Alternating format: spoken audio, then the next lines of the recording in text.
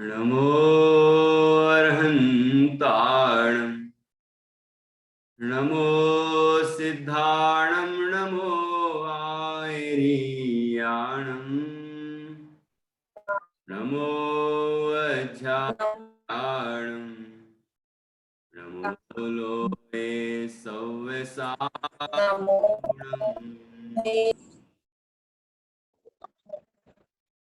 अर्हन्त सिद्धसाहु इदयं जिणधं वयण पडिमाहु जिणनिलयाय नवदेवादिन्तु मे बोहि मंगलम भगवान वीरो मंगलम गौतमो गणी मंगलम कुंद कुंदाद्यो जैन धर्मोस्तु मंगलम सर्वमंगल मांगल्यम सर्वकल्याणकारकम प्रधानम सर्वधर्माणां जैनम जयतु शासनम जैनम जयतु शासनम। महावीर अष्टक स्तोत्र हमारे स्वाध्याय में कक्षा में चल रहा है। इसमें 5 काव्यों पर हमारी चर्चा हो चुकी है, जिसमें भगवान के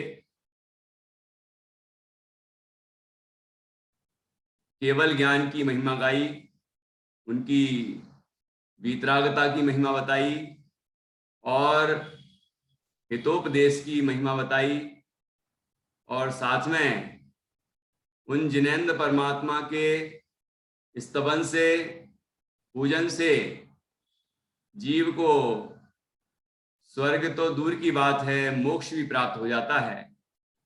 अर्थात स्वर्ग तो आसानी से ही उपलब्ध हो जाता है, लेकिन भगवान के स्तवन से मोक्ष की प्राप्ति हो जाती है। ऐसी चर्चा यहाँ की है। भगवान महावीर स्वामी हमारे नयन पथगामी हों, हमें मुक्ति का मार्ग दिखाएं, ऐसी भावना भाई गई है। 5 काव्य हुए हैं, अब अपन आज उससे आगे बढ़ेंगे। पहले 5 काव्य का अपन पाठ कर लेते हैं और उसके बाद फिर अपन चर्चा को आगे बढ़ाएंगे। यदि ये चैतन्य मुकुरे भावाश्चिदचिता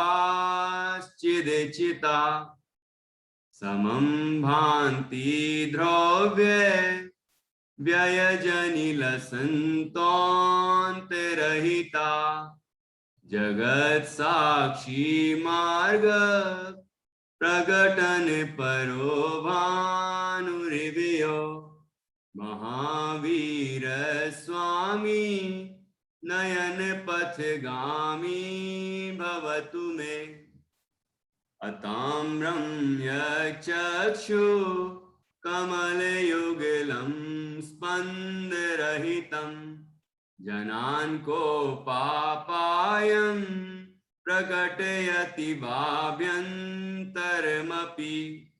स्फुटं मूर्तिर्यस्य प्रस्मितमयी वाति विमला महावीर स्वामी नयन पथगामी भवतु मे नमन्नाकेन्द्राली मुकुटमणिभाजाल जटिलं लसत्पादाम्भोज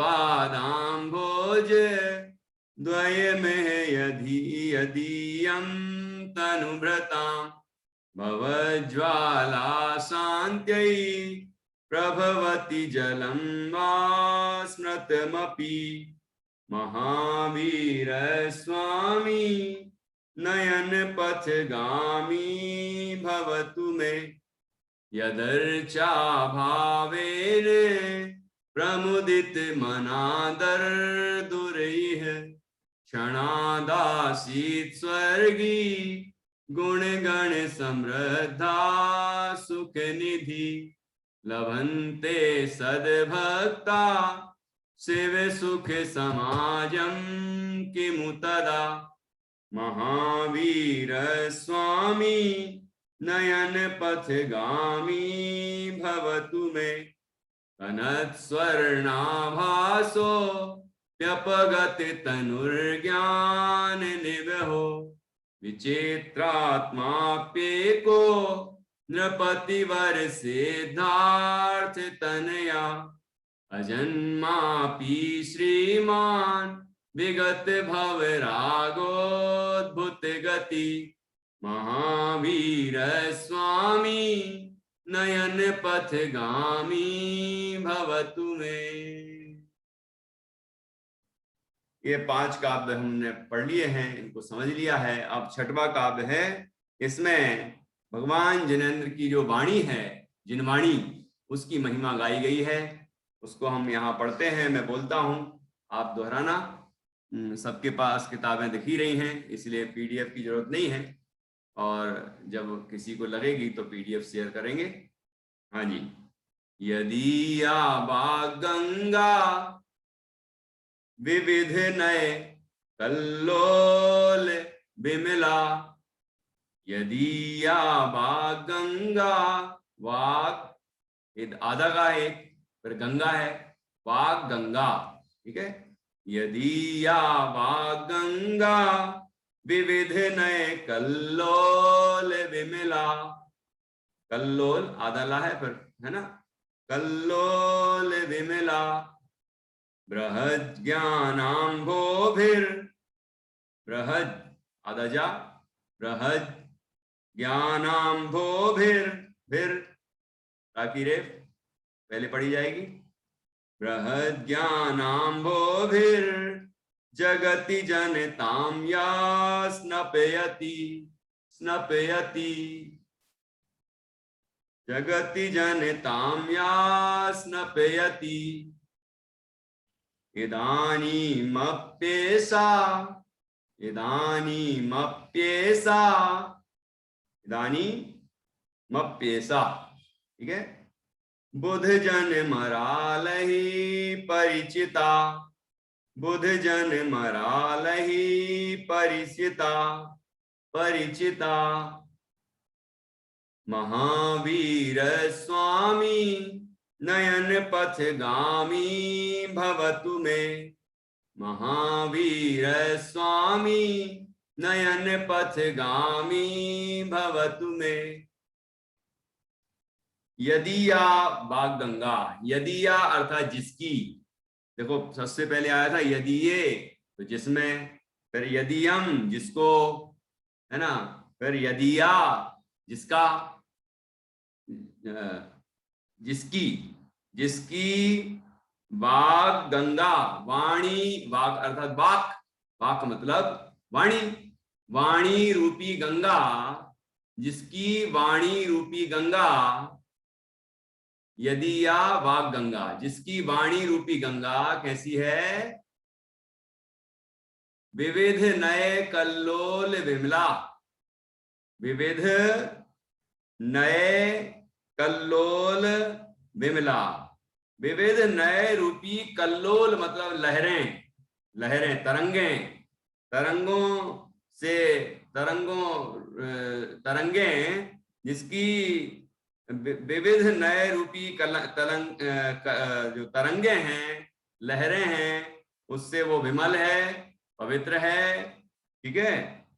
तो 2 बातें हो गई, 2 उपमाएं हो गई और 2 बातें हो गई कि एक तो गंगा की उपमा दी है वाणी को, अन्य जगह भी जिनवाणी को गंगा की उपमा दी है, जैसे वीर हिमाचल तैन किसी गुरु गौतम के मुख कुंड ढरी है ना। ये यहाँ इस पूरी स्तुति में गंगा की उपमा दी गई है जिनवाणी को, ठीक है। तो ऐसे यहाँ पर भी गंगा की उपमा दी है, और गंगा में जैसे बीच में वो तरंगे उठती हैं, लहरें आती हैं, है ना, लहरें, तो वो ऐसे ही जिनवाणी रूपी गंगा नयों से, अनेक अनेक तरह के नयों से निबद्ध है, अर्थात अनेक नए दृष्टियों से कथन होता है। निश्चय नय है, व्यवहार नय, है ना, निश्चय नय, ये बात निश्चय नय से है, ये बात व्यवहार नय से है, तो ऐसी कई लहरें उठती हैं, निश्चय और व्यवहार आदि अनेक नयों की। निश्चय व्यवहार के भी भेद हो जाते हैं, और द्रव्यार्थिक पर्यायार्थिक नए हैं, नईगम आदि नए हैं। तो ऐसे नए होते हैं ना, तो विविध नए अनेक तरह के नयों रूपी कल्लोल, कल्लोल अर्थात जो लहरें हैं, जो तरंगे हैं, उनसे जो विमल है। क्यों लहरें नहीं उठे तो वो नदी जो है वो गंदी रहेगी। लहरें अंदर के कचरे को बाहर निकालती जाती, ठीक है। तो विविध नए कल्लोल विमला, उससे जो विमल है, पवित्र है, ऐसे नए जो हैं, ये जीव को वस्तु के यथार्थ स्वरूप को प्रतिपादित करते हैं। नए ना हो तो जिनवाणी जीव को समझ में ही नहीं आएगी। जिनवाणी का जो जिनवाणी में जो वस्तु का स्वरूप बताया है, यदि नए दृष्टि न लगाई जाए, प्रमाण और नए और निक्षेप ये न लगाए जाएं, तो वस्तु समझ में ही नहीं आएगी। जैसे कि तत्वार्थ सूत्र में आया ना, प्रमाण नए अधिगम, प्रमाण और नयों से अधिगम होता है, अर्थात ज्ञान होता है। किस चीज का ज्ञान होता है प्रमाण और नयों से? कि उसके पहले जो कहा था कि जीव अजीव आश्रव बंध संबंध निर्जरा मोक्षास तत्वम, इन तत्वों का ज्ञान होता है, वस्तु के स्वरूप का ज्ञान होता है। कि नयों के बिना वस्तु स्वरूप का ज्ञान संभव नहीं है। इसलिए यहां लिखा है कि नयों से वह जिनवाणी विमल रहती है, पवित्र रहती है। क्योंकि जैसे मान लो हमने कहा, आचार्य ने कहा कि आत्मा ज्ञानमयी है, ठीक है। तो आत्मा के ज्ञान गुण की दृष्टि से आत्मा को ज्ञानमयी कहा, ठीक है। ऐसे आत्मा दर्शनमयी है, चारित्रमयी है, ऐसे अनंत गुणमयी है, अनंत शक्तिमयी है, सर्वज्ञत्व शक्ति भी है आत्मा के अंदर, बना बनाया भगवान है आत्मा। तो ये कौन सी दृष्टि है? ये स्वभाव दृष्टि है, द्रव्य दृष्टि है। तो द्रव्य दृष्टि से देखा तो कहा अरे इसमें तो कुछ बनाने की जरूरत ही नहीं है, ये तो बना बनाया भगवान है। ये बनता तो पर्याय में है, लेकिन स्वभाव से तो बना ही रहता है। जैसा स्वभाव में होता है वैसा ही पर्याय में प्रकट होता है। तो ये नए दृष्टि है। ये निश्चय नए की दृष्टि से जब देखा तो आत्मा को बना बनाया भगवान कहा, सिद्धों जैसा कहा, अरहंतों जैसा कहा, परम पवित्र कहा, शुद्ध कहा, नो कर्म द्रव्य कर्म भाव कर्म से रहित कहा। और जब पर्याय दृष्टि से बात करते हैं तो कहेंगे, जब व्यवहार नए से बात करेंगे, जब कहेंगे आत्मा रागी द्वेषी संसारी है, आत्मा को शरीर का संयोग है, आत्मा मनुष्य है, त्रिंच है, नारकी है, देव है, इत्यादि चारों गतियों में घूम रहा है, ऐसा वर्णन करेंगे ना। ये इस तरह से जब हम नए दृष्टि को समझेंगे तभी हमें वस्तु समझ में आएगी, नहीं तो हम कहीं ना कहीं कोई पक्ष में अटक जाएंगे। कोई कहेगा कि नहीं मैं तो सर्वथा आत्मा को शुद्ध ही मानता हूं, तो वो भी गलत है। कोई कहेगा नहीं आत्मा तो अशुद्ध ही है, वो भी गलत है। क्योंकि आचार्य ने निश्चय नय की दृष्टि से आत्मा को शुद्ध बताया है, और शुद्ध है निश्चय दृष्टि से, और व्यवहार ने वहां गौण है। और जब व्यवहार नय को मुख करके जब हम पर्याय से संयोग से आत्मा का स्वरूप बताते हैं तो कहते हैं कि आत्मा संसारी है, आत्मा रागी द्वेषी है, अशुद्ध अवस्था में है, ठीक है ना। वो वहां पर निश्चय नय का जो विषय है वो गौण कर दिया गया। गौण कर दिया मतलब उसको नहीं देखा गया, गौण कर दिया, निषेध नहीं किया। निषेध नहीं करते हैं। जैसे एक ही व्यक्ति है, वो किसी गुण से अच्छा है और किसी किन्हीं गुणों के दुर्गुणों की वजह से बुरा भी है, लेकिन कभी हम उसके गुणों को मुख करके कहते हैं तो बहुत बढ़िया आदमी है, और कभी मतलब वहां फिर हम दोषों को गौण कर देते हैं। और जब कभी हम दोषों को मुख करके बात करते हैं तो कहते हैं कि ये तो बड़ा बुरा आदमी है।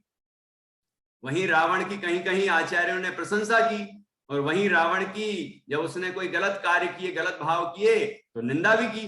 तो आप कहेंगे प्रशंसा करें कि निंदा करें? ये करो कुछ कि गुणों की दृष्टि से प्रशंसा है और दुर्गुणों की दृष्टि से निंदा है, तो दो दृष्टियां हैं। ऐसे ही वस्तु जब ऐसी है, वस्तु जब अनेक धर्मात्मक है, नित्य है, अनित्य है, भेद रूप है, अभेद रूप है, ऐसा जब वस्तु के स्वभाव में है तो निरूपण भी तो उस तरह का होगा। तो ये नए ये नए हमारी वस्तु जो जिनवाणी है उसके कथनों को प्रमाणित करते हैं और कोई भी एकांत, मिथ्या एकांत को पैदा नहीं होने देते। इसलिए मिथ्या एकांत जो है वो अपवित्रता है, अशुद्धि है, तो उस अशुद्धि को ये नए दूर करते हैं। जैसे कि आपने अनेकांत के लिए, स्यादवाद के लिए वो हाथी वाला उदाहरण सुना होगा ना। हाथी का उदाहरण तो सुना ही होगा कि हाथी किस तरह एक 10 अंधे थे, 10 अंधे थे और अंधों ने हाथी को पकड़ा। हाथी को पकड़ा तो एक ने, जिसने पैर पकड़े होंगे तो वो कहता है कि हाथी तो खंबे जैसा है, फिर एक ने सूंड पकड़ी होगी तो हाथी तो वो जो भी जिस जैसा कहलाओ, कोई जैसा भी उसने देखा होगा, मुझे ध्यान नहीं आ रहा। तो अब मान लो कान पकड़ लिए तो क्या सूपा जैसा है ना। तो ऐसे उसने जो उसका जो पेट है वो पकड़ा तो कहीं दीवार जैसा है। तो ऐसे अलग अलग अंग को उनने पकड़ा और उसको उसकी दृष्टि से उनने कहा कि ये तो हाथी तो ऐसा है। ठीक है, अब सब झगड़ा कर रहे थे, नहीं नहीं हाथी तो ऐसा ही है, हाथी तो सूपे जैसा है, हाथी तो दीवार जैसा ही है। 10 के 10 आपस में झगड़ रहे थे। ठीक है, तो वहां से एक विद्वान व्यक्ति निकला, उसने आंख वाला व्यक्ति है। ये जन्मांध जो है, ये अंधे हैं, ये मिथ्या दृष्टि की तरह हैं, अज्ञानी की तरह हैं, जो वस्तु के स्वरूप को नहीं समझते। ये मिथ्या एकांत पकड़ के झगड़ा करते हैं आपस में। लेकिन वो आंख वाला जो है वो सम्यक ज्ञानी है, जिसकी दृष्टि है, सम्यक दृष्टि है, वो समझता है कि वस्तु कैसी है। तो वो कहता है कि भाई क्यों झगड़ा करते हो, कि जो तुम कह रहे हो वो बात बिल्कुल सही है। मतलब ये कि पीठ की दृष्टि से वह तो पीठ की दृष्टि से या पेट की दृष्टि से वह तो दीवार जैसा है, सही बात है, और कान की दृष्टि से वह सूपे जैसा है। ठीक है ना। तो इस तरह जो 10 लोग आप लोग झगड़ रहे हैं ये व्यर्थ है, क्योंकि हाथी पूरा का पूरा देखा जाए, प्रमाण दृष्टि से देखा जाए तो 10 जो बोल रहे हैं, आप 10 लोग बोल रहे हैं, वो सब जैसा ही है। ठीक है ना, ऐसे गुणों से युक्त वो एक हाथी है। इसलिए व्यर्थ झगड़ा छोड़ो। ऐसा उसको उन सबको जब समझाया तो उनकी समझ में आई और उनके झगड़े बंद हो गए। ऐसे ही वस्तु का स्वरूप ऐसा ही है, अनेकांतमय है। ठीक है, उसको स्यादवाद पद्धति से समझा जाता है।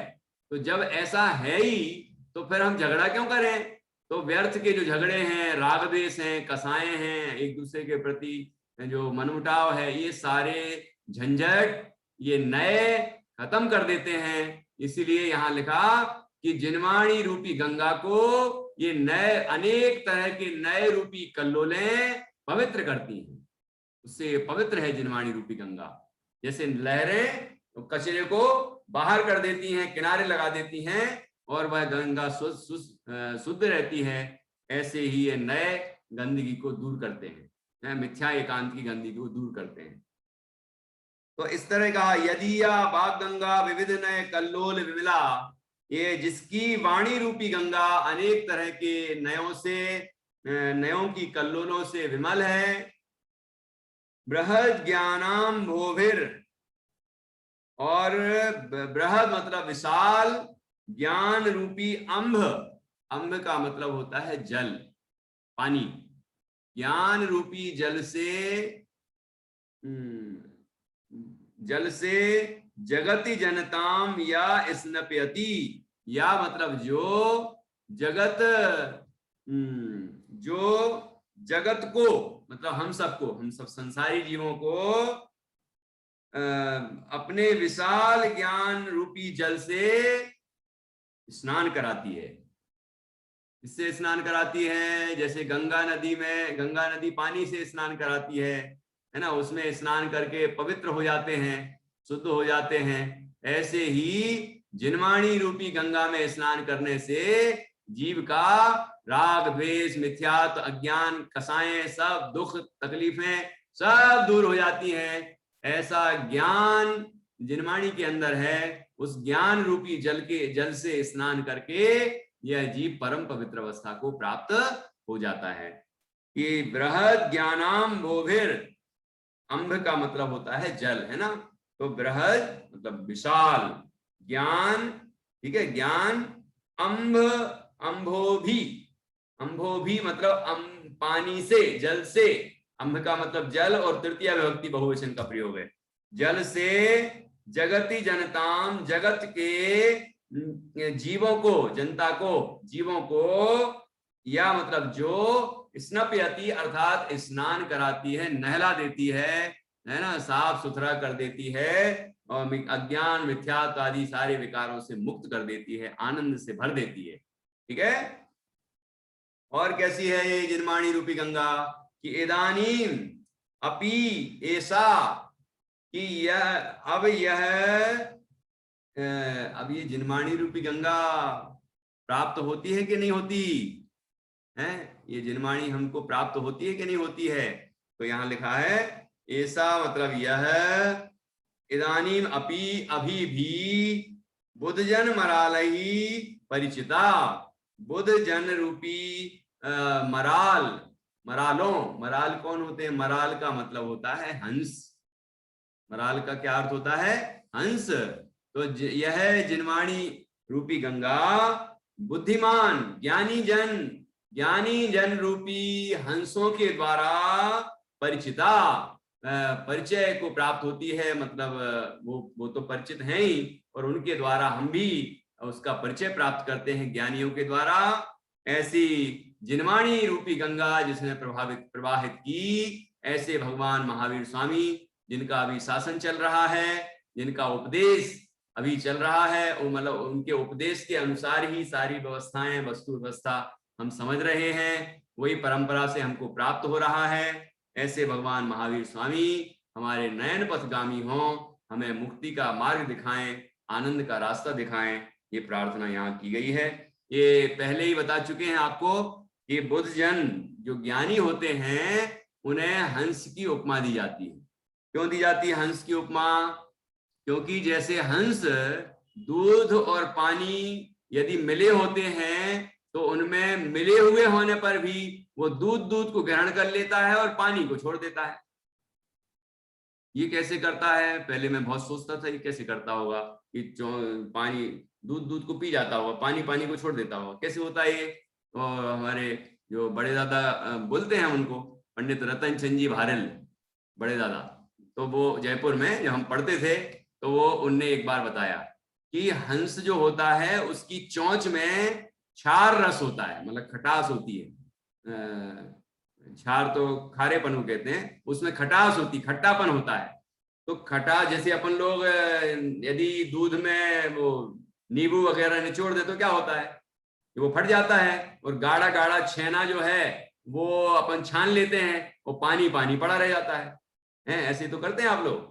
तो ऐसे ही वो करता है कि जैसे वो चोंच डालता है वो दूध फट जाता है, और दूध फट जाता है तो जो गाढ़ा गाढ़ा उसका हिस्सा है, गाढ़ा गाढ़ापन है, वो सबको ग्रहण कर लेता है, तो अंत में क्या बचा रह जाता है? पानी बचा रह जाता है। इस तरह वो करता है। तो दूध और पानी को जिस तरह वो हंस अलग अलग कर देता है और दूध को ग्रहण कर लेता है और पानी को छोड़ देता है, ऐसे ही ज्ञानी क्या करते हैं कि ज्ञानी भी देह में रह के भी अपने को देह से भिन्न पहचान लेते हैं। ठीक है। ऐसे जिनवाणी में जो वस्तु का स्वरूप बताया है उसको यहां अनुभव कर लेते हैं।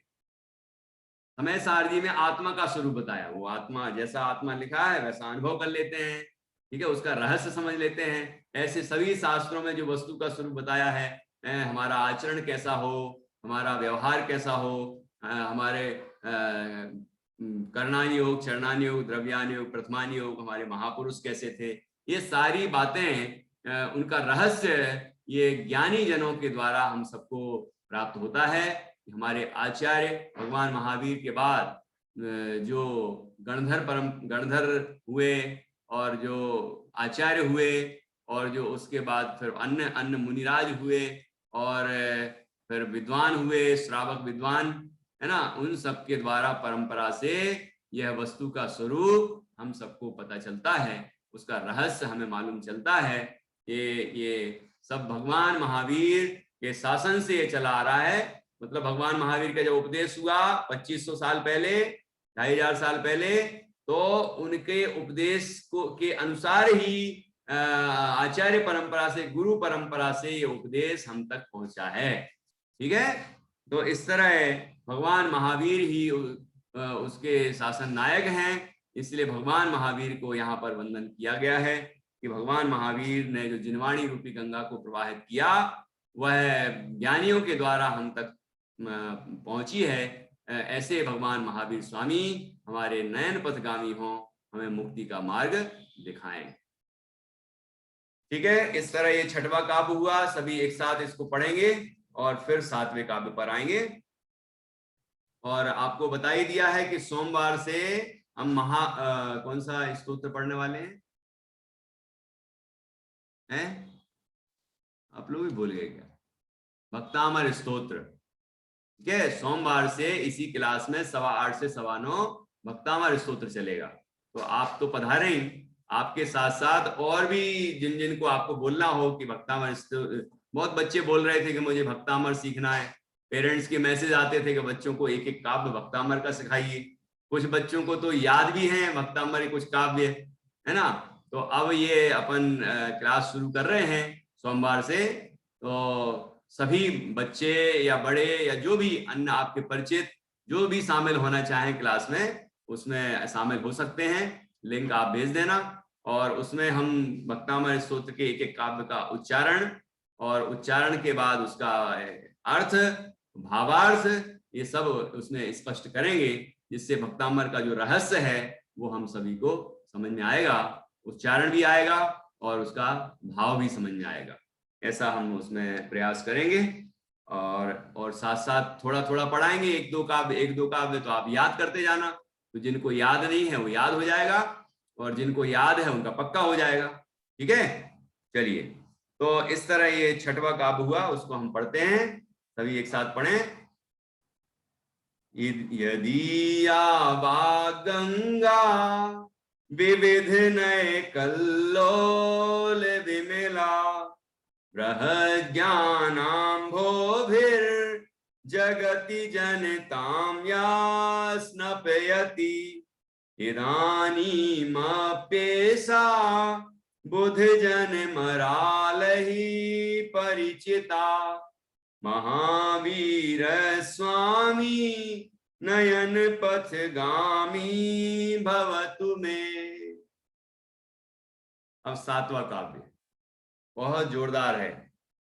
देखिए, भगवान महावीर की और भी विशेषता यहाँ पर बताई गई है। पढ़ते हैं। अनिर्वारोद्रेकस, यहां तक पढ़ेंगे। देखो आप त्रिभुवन लिखा है, उसमें एक आधा सा है और एक त्रा है, तो उसको अपन को सा पहले पढ़ना है और फिर उसके बाद त्रिभुवन जई पढ़ना है। ठीक है, तो अनिर, वो रा की रेफ तो पता ही है कि पहले पढ़ते हैं, जहां जिस अक्षर पे लगी है उसके पहले पढ़ी जाती है। तो अनिर वारोद्रेकस, अनिर वारोद्रेकस त्रिभुवन जयी काम सुभटा, काम सुभटा। ठीक है, कुमारावस्थाया मपि निज बलाद्येन आधा दा और या है, वो कुछ लोग धा पढ़ने लग जाते हैं, धा नहीं है। जैसे विद्या नहीं है, विद्या है। ठीक है, तो उसका उच्चारण हमें सही करना चाहिए। ऐसी निज बलाद्येन एन है ना, बलाद्येन विजिता।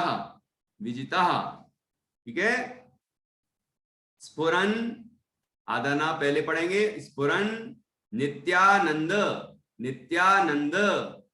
प्रसम पद राज्याय स जिनः। ठीक है, महावीर स्वामी नयन पथगामी भवतु मे। ये तो स्पष्ट है। चलिए फिर से बोलता हूं एक एक लाइन और आप उसको दोहराना। अनिर्वारोद्रेकस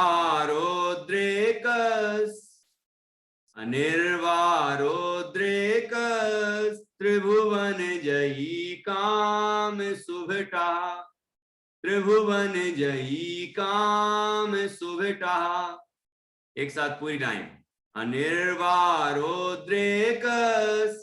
त्रिभुवन जयी काम सुभटा, कुमारावस्थाया कुमारावस्थाया मपि निज बलादेन विजिता, कुमारावस्थाया मपि निज बलादेन विजिता।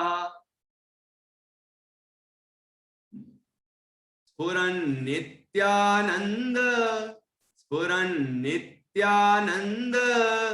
प्रसम पद राज्याय सजनः, प्रसम पद राज्याय सजनः। महावीर स्वामी नयन पथगामी भवतु मे। ठीक है, अब देखिए अर्थ। अनिर्वार, अनिर्वार, फिर संधि विच्छेद करिए। उद्रेक, वो सा जो है आधा वो विसर्ग बन जाएगा। उद्रेक, अनिर्वार है उद्रेक जिसका, उद्रेक जिसका, उद्रेक का मतलब होता है उद्वेग, उद्वेग उसका जो प्रवाह है ना, वो उद्रेक। तो अनिर्वार है मतलब निवारण नहीं किया जा सकता, रोका नहीं जा सकता, उसको रोकना मुश्किल है। अनिर्वारोद्रेकस, अनिर्वार है उद्रेक जिसका रोका नहीं जा सकता है, प्रवाह जिसका, है ना। वो जब वो उस तरह का परिणाम आता है तो उसको रोकना मुश्किल है। ऐसा अनिर्वार है उद्रेक जिसका त्रिभुवन जयी, त्रिभुवन अर्थात तीनों लोक, तीनों लोकों को जयी मतलब जीत लिया है जिसने। दो विशेषताएं हो गई कि जिसके प्रवाह को, जिसके वेग को रोका नहीं जा सकता, और जिसके, और जो तीनों लोकों पर विजय प्राप्त करके बैठा है, जिसने तीनों लोकों को जीत लिया है। ऐसा काम सुभटः, काम रूपी सुभट, सुभट का मतलब होता है वीर योद्धा। ऐसा वीर योद्धा है कि तीनों लोगों को चित कर दिया है, मतलब तीनों लोगों को जीत लिया है, और जिसका वेग, काम का वेग रोका नहीं जा सकता है। वो जब वेग आता है तो उसको रोकना मुश्किल है। काम विकार जो परिणाम है जीव को, संसारियों को होता है, ऐसा वो विकृत परिणाम वो रोकना मुश्किल है। उसने तीनों लोगों के जीवों को जीत लिया है, अर्थात सबके अंदर विकार उत्पन्न होता है, संसारियों के अंदर, और जब वो विकार होता है तो उनकी बहुत दुर्दशा होती है और वो बहुत पीड़ित हो जाते हैं, और उस वेग को रोकना मुश्किल है। तो ऐसी तकलीफ बताई है इस काम पीड़ा।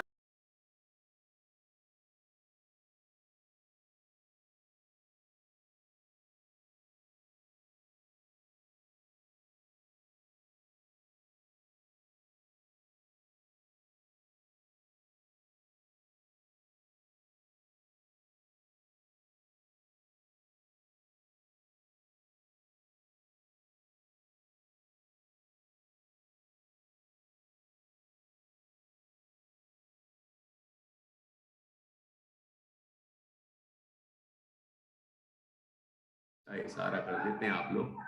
जैसे कि पद्म पुराण में पहले आपने पता है, पद्म पुराण में रामायण का, रामचंद्र जी का वर्णन नहीं है। वैसे भी वो उम्र में तो बड़े ही थे ना रावण, मतलब रावण पहले हुए, उसके बाद ये रामचंद्र जी हुए। तो रामचंद्र जी ये सब कुमार थे, छोटे थे उनसे उम्र के हिसाब से देखा जाए तो, है ना। तो नारायण पहले होता है, 3 खंड का अधिपति होता है, फिर ये बलभद्र होते हैं, और वो नारायण होते हैं। ये सब उसको नारायण, प्रति नारायण को मार के, और ये 3 खंड के अधिपति बनते हैं। ये जगत प्रसिद्ध ये नियम है। तो इस तरह पहले वर्णन है रावण का। एक पहला जो भाग है ना, 3 भाग हैं, पद्म पुराण के 3 भाग हैं, उसमें पहला भाग है तो उसमें ज्यादा वर्णन तो रावण का है। रावण ऐसा बलशाली था, उसने इस तरह सबको जीता, ऐसा किया वैसा किया, है ना, उसका बखान किया पूरा। उसके बाद फिर रामचंद्र जी हुए, फिर वो जो घटनाएं घटी, और अंत में फिर ऐसे रावण को लक्ष्मण जी ने, तो ऐसा कहा जाता है, फिर लक्ष्मण जी और राम और लक्ष्मण ये बलभद्र और नारायण थे, और राम ज्यादा प्रभावशाली थे, इस कारण से ऐसा कहा जाता है कि राम ने युद्ध जीत लिया। तो राम ने युद्ध जीत लिया वो तो ठीक है, लेकिन राम ने रावण को मारा ये भी प्रसिद्ध हो गया। जबकि लक्ष्मण नारायण थे और नारायण ही प्रति नारायण को मारता है, तो लक्ष्मण जी ने रावण को मारा था। ठीक है, तो मैं तो ये कह रहा था कि ऐसे रावण को उनने जीत लिया, राम लक्ष्मण ने जीत लिया, तो अब किसकी ज्यादा प्रशंसा हुई? रावण की प्रशंसा हुई कि उसको जिसने जीत लिया उन राम लक्ष्मण की प्रशंसा हुई? बताओ। ऐसे ही यहां पर पहली पंक्ति में काम भाव का इतना वर्णन किया कि जिसका वेग रोकना मुश्किल है, जिसने तीनों लोगों को जीत लिया है, ऐसा ये विकार है। तो अब कह रहे हैं कि कुमारावस्थायाम, कुमार अवस्था में ही, कुमार अवस्था समझते हैं, ये जिसको टीन एज कहते हैं ना अपन, है ना, आजकल टीन एज कहते हैं, तो वो कुमार अवस्था में ही उन्होंने उसको जीत लिया था। बचपन में तो ऐसा विकार देखा ही नहीं जाता है, लेकिन जो कुमार अवस्था जैसी आती है और विकृत, इस तरह की विकृति, सेक्सुअल विकृति आने लग जाती है, तो उनने उस कुमार अवस्था में ही उसको जीत लिया था। इसलिए तो वो बाल ब्रह्मचारी ही रहे, मतलब उनने विवाह ही नहीं किया, उसका विकल्प ही नहीं किया, और उन्होंने 30 वर्ष की उम्र में दीक्षा ले ली। ठीक है, तो और उसके बाद 12 वर्ष तप किया, मुनि अवस्था में रहे, और उसके बाद फिर उन्होंने 30 वर्ष तक उन्होंने धर्म का उपदेश दिया। इस तरह भगवान महावीर के 72 वर्ष की आयु थी। ठीक, तो अभी यहां क्या बता रहे हैं कि ऐसे काम रूपी महान योद्धा को, जिसने कुमार अवस्था में ही निज बलात् एन विजिता, अपने बल से, अपने अंदर के बल से, आत्म बल से, अपने ज्ञान और वैराग्य के बल से, अपने भेद विज्ञान के बल से, अपने अंतर की शक्तियों के बल से जिन्होंने जीत लिया, एन मतलब जिसने, विजिता अर्थात जीत लिया था, जीत लिया, ऐसे भगवान महावीर स्वामी। ठीक है, कुमारावस्थायाम, कुमार अवस्थायाम, कुमार अवस्था में भी, कुमार अवस्था में भी थे वो, लेकिन उस अवस्था में भी उन्होंने निज बलात्, अपने बल से, एन मतलब जिनके द्वारा, विजिता अर्थात जीत लिया गया है, जीता गया है, ऐसा काम रूपी जो वीर योद्धा है उसको भी जिन्होंने जीत लिया, ऐसे भगवान महावीर स्वामी। ठीक है, और विशेषता बताई, स्फुरन नित्यानंद प्रसम पद राज्याय सजिनः, कि स्फुरन स्फुरायमान होते हुए, क्या, नित्य आनंद, नित्यानंद है तो नित्य प्लस आनंद, नित्य मतलब शाश्वत आनंद, और प्रसम पद, प्रसम पद मतलब आनंद का पद, शांति का पद रूपी राज्य के लिए सजिनः, कि वह जिनेंद्र भगवान स्फुरायमान होते हुए, कि क्या कहा है कि स्फुरायमान होता हुआ नित्य आनंद रूपी शांति का साम्राज्य जिनको प्राप्त था, ऐसे वह भगवान महावीर स्वामी, वे जिन। तो अब यहां लिख रहे हैं कि पहले तो ये कहा कि काम रूपी योद्धा को जिनने कुमार अवस्था में ही जीत लिया था, और जिनके अंदर क्या स्फुरायमान हो रहा था, क्या प्रकट हो रहा था। जब विकार नहीं होगा तो क्या होगा, कि निर्विकार होगा। विकार होगा तो दुख होगा, और निर्विकार अवस्था होगी तो आनंद होगा। तो भगवान महावीर के अंदर क्या हो रहा था कि निर्विकार अवस्था थी, इसलिए उनके अंदर आनंद ही आनंद स्फुरायमान हो रहा था। ऐसे नित्य आनंद जिनको प्रकट हुआ था, ऐसे उसका ही जो राज्य अंदर का, वास्तव में साम्राज्य क्या है, अंदर के जो गुण हैं, धर्म हैं, शक्तियां हैं, उनका साम्राज्य है ना, वो जिसके प्रकट होते हैं वही मुख्य राज्य है, वही महत्वपूर्ण वस्तु है। तो ऐसे वह जिन भगवान नित्य आनंद रूपी प्रसम राज्य के लिए उनको ऐसे भगवान महावीर स्वामी, जो एक तो ये विशेषता कि उनके अंदर विशेषता कि जो स्वयं ऐसे आनंद से संपन्न थे और जिनकी भक्ति करने से उनके भक्त भी उस आनंद से संपन्न हो जाते हैं, ऐसे भगवान महावीर स्वामी हमारे नयन पथगामी हों, हमें मुक्ति का मार्ग दिखाएं, हमारा कल्याण करें, ये भावना यहाँ पर भाई गई है। इस तरह ये 7 काव्य हुए। अब 8वां काव्य कल करेंगे, और वो जो महावीर अष्टक स्तोत्र के पढ़ने से लाभ है, उसका उपसंहार का मतलब श्लोक है, उसको ही हम कल पढ़ेंगे। तो आप लोग ये 7 काव्य याद भी कर लें, इनके अर्थ भी पक्के कर लें, और कोई दिक्कत है तो वो भी आप कल पूछ लें। तो इस तरह से हमारा ये महावीर अष्टक कल रात को पूरा हो जाएगा, और फिर हम परसों से, सोमवार से भक्तामृत सूत्र प्रारंभ करेंगे। तो अभी आपने क्या समझा है और किस तरह पढ़ना आपने सीखा है, वो हम जरा चेक कर लेते हैं। तो अभी पहले अपन 7वां काव्य एक साथ पढ़ेंगे, ठीक है ना, उसके बाद मैं आपसे व्यक्तिगत पूछूंगा। अनिर्वारोद्रेकस् त्रिभुवन जयी काम सुभटा कुमारावस्थाया मपि निज बलादेन विजिता स्फुरन् नित्यानंद प्रसम पद राजाय सजना महावीर स्वामी नयन पथगामी भवतु में।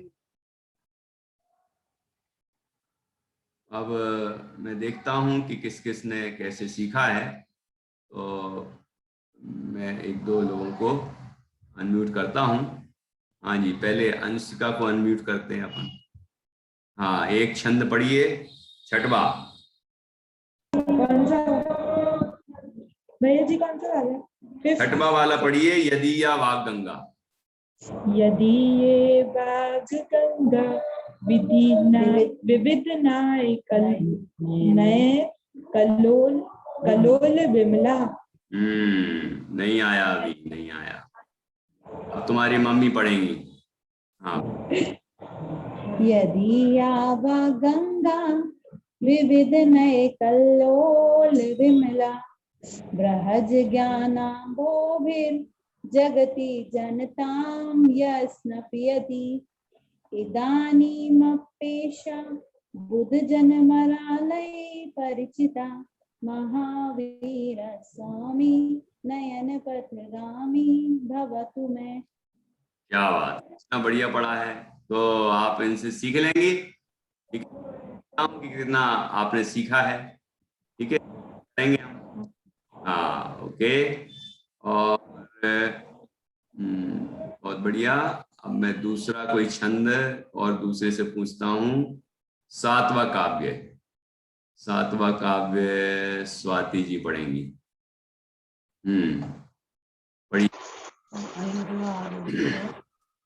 अनिर्वाद्रोकस्त्रिभुवन जयितामशुभटा कुमारावस्थायामपि निजबलादेन विजिता स्फुरन्नित्यानन्द प्रशमं पदराजा सजनः महावीर स्वामी नयन पथगामी भवतु में। 4-5 गलतियां हुई हैं, तो कौन सुधारेगा? जी सुधारेंगी? उषा जी। अच्छा जिसबारे हाँ जी पढ़िए। अनिर्वारोद्रेक रुद्रेकस्त्रोन्मयी जयी काम सुविटा कुमारावस्थामपि निजबाले निविदिता स्फुरन्नित्यानन्द प्रसम्पद राजाय साजिना महावीर स्वामी नयन पथगामी भवतु मे। कि एक आध गलती कम है लेकिन है। हाँ जी अभी मैं और किसी से पढ़वाता हूँ, ध्यान से सुनना। प्रतिष्ठा जी पढ़ेंगी? हाँ पढ़िए।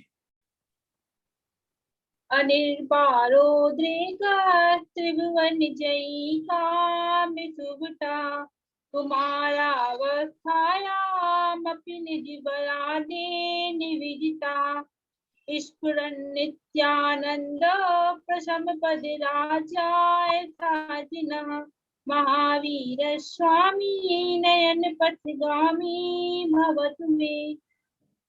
ठीक है, कोई गलती हुई क्या? नहीं हुई ना? ऐसे ध्यान से पढ़ना है, ठीक है? बहुत अच्छा पढ़ा आपने। तो देखा कि 2 काव्य पढ़े गए, उसमें एक काव्य तो अंजलि जी ने अच्छा पढ़ा है और एक प्रतिष्ठा की मम्मी ने, संगीता जी ने अच्छा पढ़ा है। हाँ वो नाम सामने लिखा रहता वही बोल देता हूँ, आपको भी वैसे अच्छा लगता होगा प्रतिष्ठा बोलते हैं तो। हाँ जी अब अगला कौन? अब फिर से पढ़वाते हैं ना, फिर आप पूछना कुछ, नहीं तो मैं पूछूंगा। चलो नेहा जी पढ़ेंगी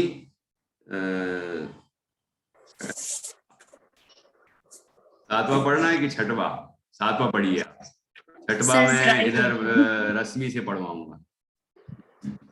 यदि आवा गंगा विविध ने कल्लोल विमला ब्रज ज्ञानम्बोवे जगति जन्ताम्यस्नपति इदानीमप्येषा बुद्धजनमराले परिचिता महावीर स्वामी नैन पथगामी भवतु मे। बिल्कुल बढ़िया, बहुत अच्छा। अच्छा बृहज ज्ञानाम्भोवे है ना? बृहज ज्ञानाम्भो। ओके बढ़िया। 7वां का ये 6वां पढ़ा गया है, अब 7वां पढ़िए रश्मि। आज बड़ी गुस्सा में बैठी है, क्या बात है? पढ़िए पढ़िए। हाँ त्रिभुवन जयी काम सुविटा कुमारावस्थायामपि निज बलादे निधिजिता स्फुरन्नित्यानन्दे प्रसमपधिराज्याय साजिनः महावीर स्वामी नयन पथगामी भवतु मे। बढ़िया, बहुत अच्छा पढ़ा आपने, एक भी गलती नहीं। और मुझे लग रहा बिना देख के ही पढ़ा है। याद है, याद है, याद हो, बहुत अच्छा याद हो गया। याद है, पहले से याद है। बहुत अच्छा, बहुत बढ़िया। हाँ अब चलिए, अब मैं प्रश्न अब उसके ऊपर वाले पढ़वा लूं कि आप पहले कोई प्रश्न करना चाहे 6वां और 7वां काव्य में से, तो वो पूछ सकते हैं। हाँ जी भैया जी, जैसे हमने पहले ये पढ़ा है तो ये लेते हैं ना स्फुरन नित्यानंद, तो ये लेना चाहिए कि नहीं? भक्ता मरा बोलते ना, हाँ भक्ता लेना मरा। चाहिए, लेना चाहिए।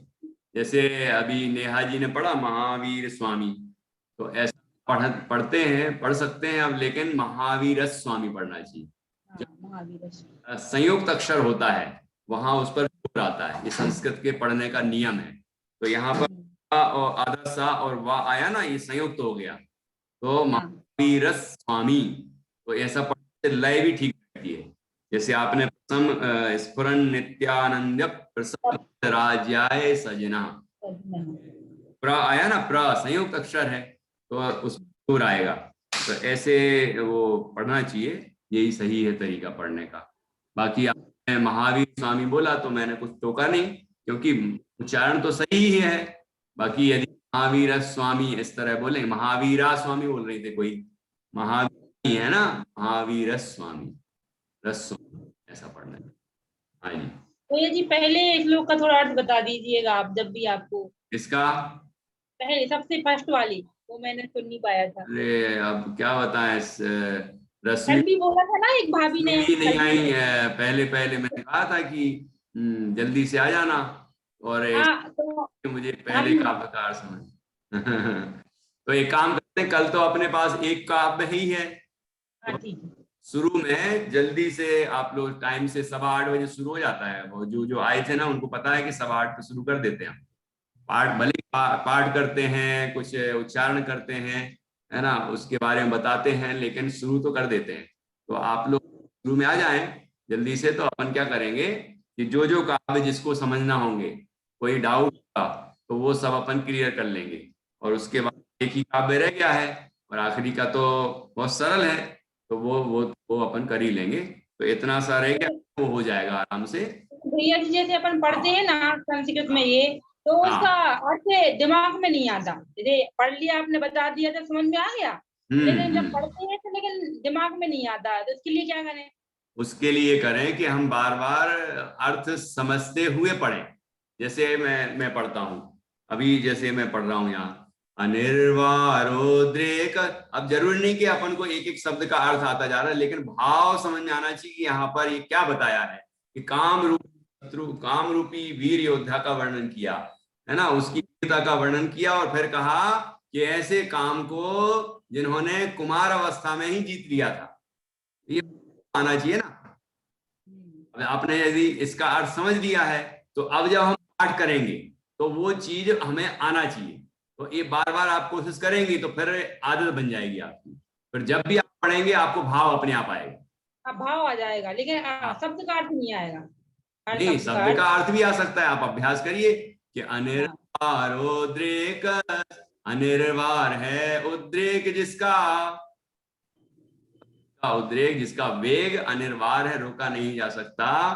त्रिभुवन जयी काम सुभटा, त्रिभुवन जयी तीनों लोकों को जिसने जीत लिया है, ऐसा काम रूपी योद्धा कुमारावस्थाया मपि निज बलादेन विजिता।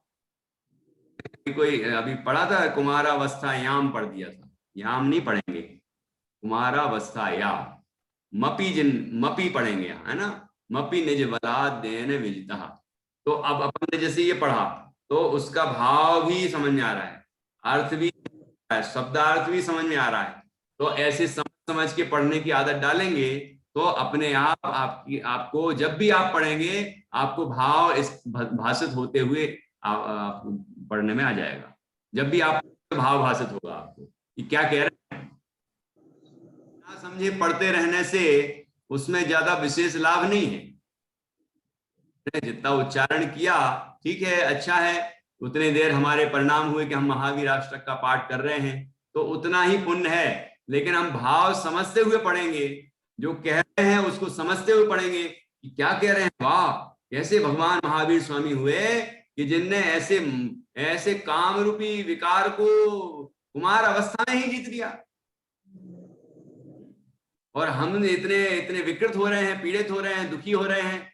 तो आखिर उनने क्या किया कि उनने भेद विज्ञान किया, उनने सम्यक दर्शनादि को प्रकट किया, ठीक है ना। वो वैराग, भेद विज्ञान और वैराग के बल से उन्होंने इस विकार को जीत लिया। मतलब हम जीत सकते हैं, वैसे ही हम भी हैं, और वैसे ही मार्ग भगवान महावीर के परंपरा से हमको प्राप्त हुआ है, तो हम भी ऐसे विकार को जीत सकते हैं। ये हमें भाषित होता है, और हम फिर इस तरह का पुरुषार्थ करेंगे तो वो हम कर भी पाएंगे, हम सारे विकारों से मुक्त भी हो पाएंगे।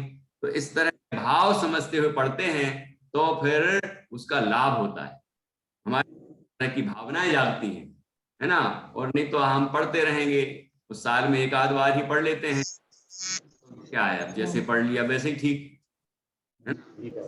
एक दो लोगों ने पढ़ा था, लेकिन उसमें अशुद्धि पड़ी, शुद्धियां निकली, तो अब अपन उसको शुद्ध करें। दूसरे व्यक्ति ने पढ़ा है तो आपने उसको सुना होगा ना, जब जैसे 2-3 लोगों ने सही पढ़ा तो उसी चीज को, तो जब आपने 4 लोगों ने, तो आपने सुना होगा तो आपको उसमें करेक्शन करना चाहिए। अब देखते हैं कि अंशिका ने उसमें करेक्शन किया कि नहीं किया। चलो कैसे सुना है वो भी समझ लेते हैं। 6वां पढ़िए। यदि ये गंगा, यदि ये लिखा है कि यदि या लिखा है?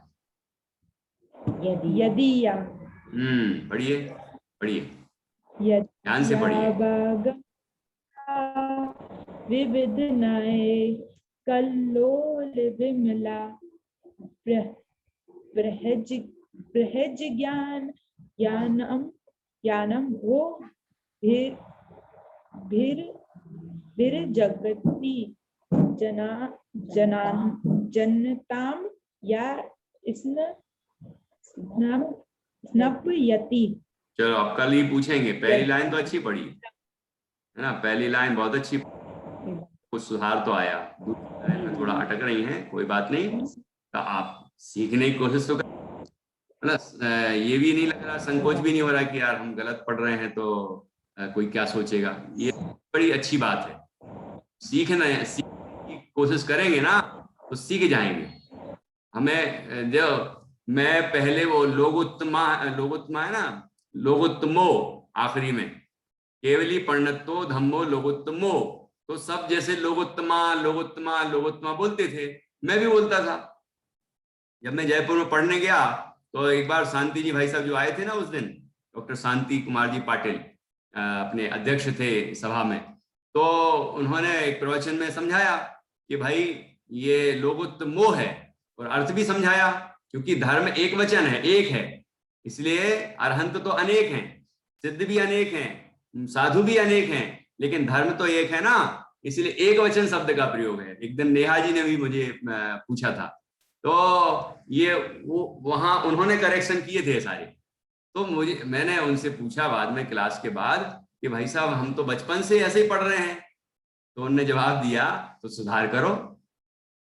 बचपन से पढ़ रहे हैं तो क्या हुआ, पढ़ रहे हैं तो इसका मतलब अभी भी पढ़ने दो, ऐसा क्यों, अब सुधार कर लो।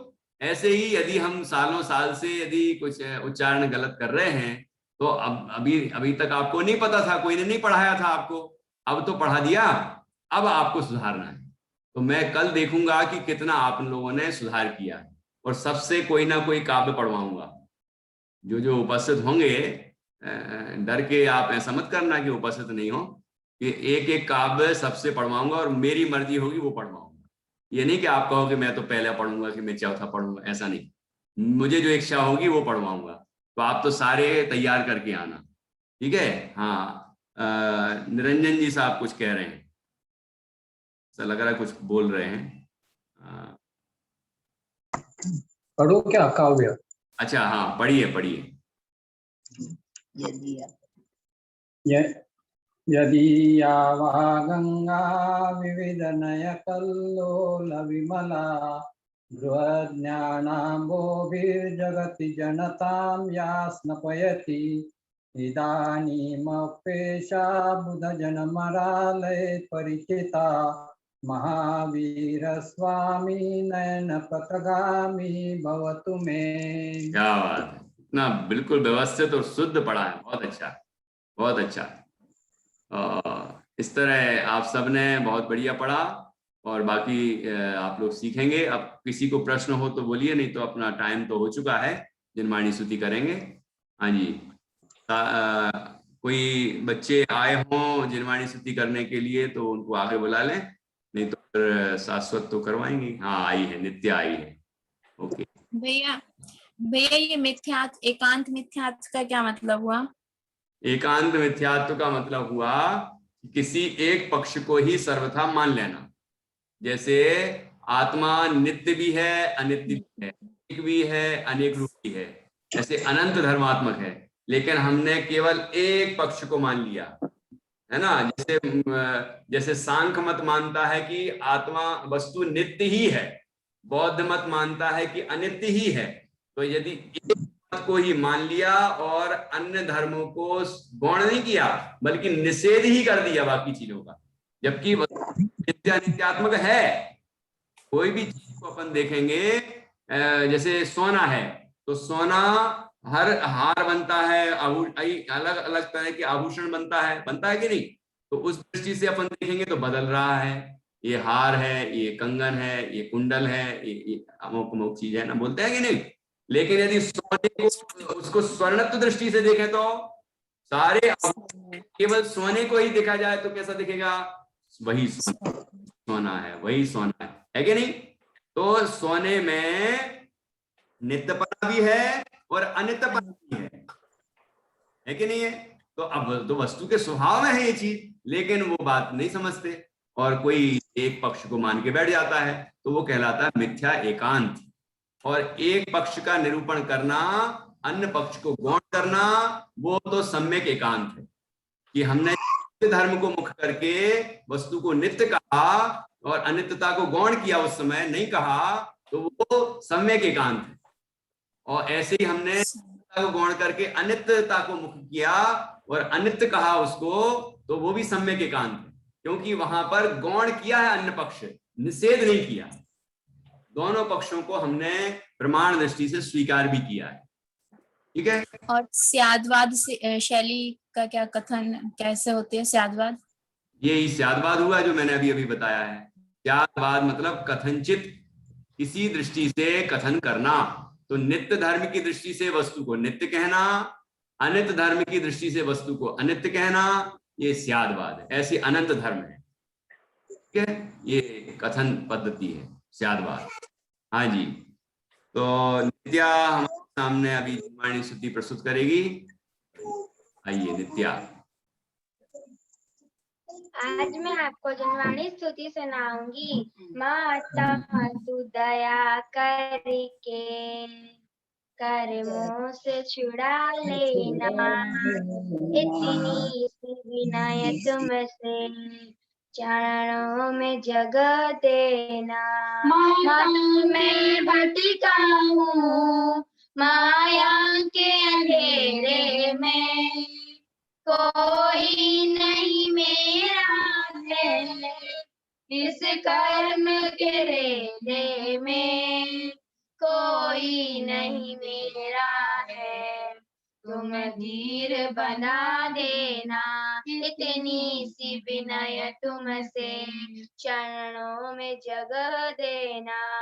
जीवन के चौराहे पर मैं सोच रहा कब से, जाऊं तो किधर जाऊं ये सोच रहा मन से, पथ भूल गया हूँ मैं तुम राह बता देना।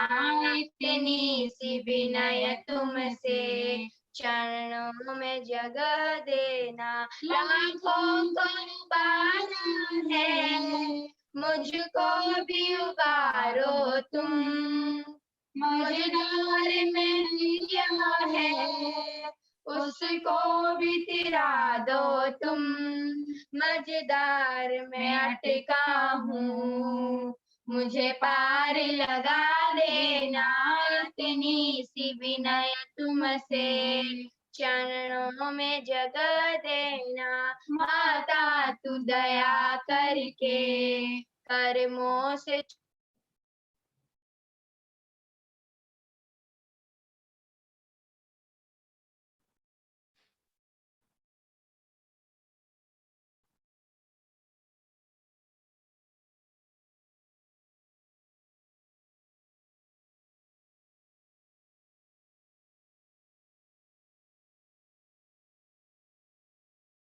बहुत बढ़िया नित्या। और इसी तरह कल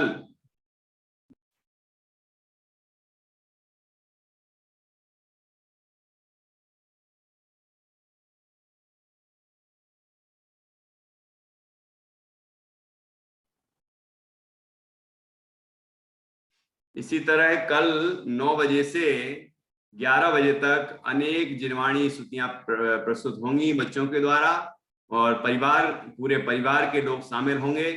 और साथ में ग्रंथ जिनवाणी को हम सभी जो बच्चों ने तैयार की हैं, सजाई हैं, उनकी भी प्रदर्शनी सब घरों में लगेगी, तो वो भी आपके सामने प्रदर्शित होंगी। सभी बच्चों ने जो जिनवाणी सजाई है उसको बच्चे प्रदर्शित करेंगे। इस तरह का आयोजन कल 9 बजे से 11 बजे तक के कार्यक्रम में होने वाला है। आप सभी भी उसमें पधारें और अन्य लोगों को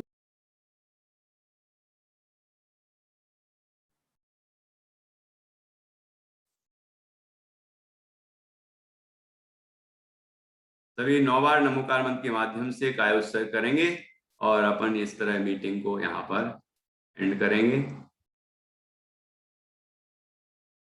क्योंकि नेटवर्क की कुछ प्रॉब्लम आ रही है तो दिक्कत हो रही है, मैं यहाँ से मीटिंग